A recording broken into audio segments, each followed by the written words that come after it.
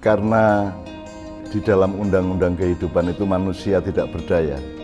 Tidak peduli apakah dia bodoh atau pandai, tidak peduli apakah dia kafir atau muslim, dia pembohong atau jujur, atau pokoknya tetap undang-undangnya manusia atau makhluk Allah itu tidak berdaya. Jadi sekarang kan urusannya adalah dalam ketidakberdayaan ini kan kita sekarang dikepung oleh ancaman-ancaman kesulitan hidup, termasuk oleh virus COVID yang kecerdasannya meningkat terus, punya anak turun, punya mutasi-mutasi, punya antisipasi baru terhadap pertahanan manusia dan seterusnya, kan kita tetap tidak berdaya. Nah, tapi kan kita membutuhkan daya untuk melawan atau untuk mengantisipasi semua itu. Nah, bagaimana supaya manusia itu dipinjami oleh dayanya Tuhan, kuasanya Tuhan, kan gitu. Nah, di situ yang namanya religiositas dan religi. Kalau religiositas itu dari pihak manusia mencoba merenung dan mencoba mencari dan menek atau memanjat kepada kemungkinan untuk bersentuhan dan berada bersama Tuhan, sehingga Tuhan bisa mentransfer atau meminjamkan daya dan kuasa. Itu kalau usaha manusia. Tapi Tuhan sendiri kan memberi agama, religi. Nah, Tuhan tuh gini loh, supaya kamu itu selamat, supaya kamu bisa kuat, itu sebenarnya semua kan dari aku, dari Tuhan. Maka Tuhan ngasih cara-cara untuk mendapatkan keselamatan, kekuatan, dan daya atau kuasa dari Tuhan, terus kita pinjam.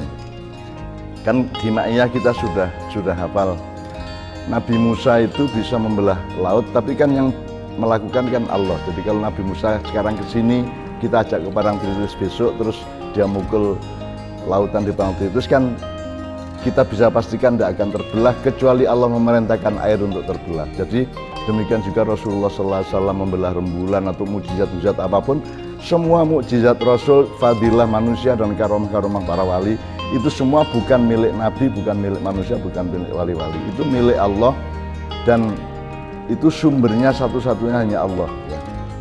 Illa billahil aliyil azim. Nah, sekarang kan ada urusan yang akhirnya menjadi pertengkaran, menjadi golongan-golongan di antara manusia. Bagaimana supaya yang tidak berdaya ini bisa mengakses supaya berdaya atau berkuasa dari Allah. Nah, itu ada dua jalan. Yang satu cari sendiri, namanya misalnya kayak kebatinan, atau upaya-upaya itu ijtihad rohaniyah manusia, agama Jawa dan sebagainya. Kemudian ada yang Allah kasih, namanya agama.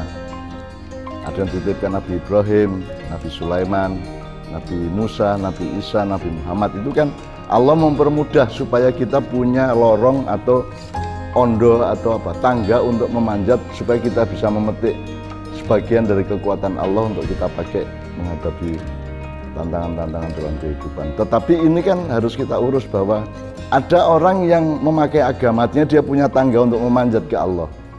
Nah, kita kan bisanya memanjat, tidak berarti kita bisa memetik, kita hanya bisa memanjat. Nah, gampangannya kita kan hanya bisa berikhtiar, kita bisa berusaha, tetapi kita tidak bisa memastikan bahwa kita akan bisa memetik kekuatan dan kuasa Allah itu. Jadi sekarang yang nomor dua menurut saya yang harus kita sadari adalah posisi kita itu ya hanya memanjat, hanya berikhtiar, hanya berusaha, hanya berjuang untuk supaya Allah merahmati kita, meminjamkan sedikit daya dan kuasanya kepada kita. Tapi kita tidak bisa memastikan, maka nanti harus saya jelaskan mengenai struktur bagaimana manusia mencapai tataran-tataran sampai ke daya dan kuasa Allah Subhanahu wa taala.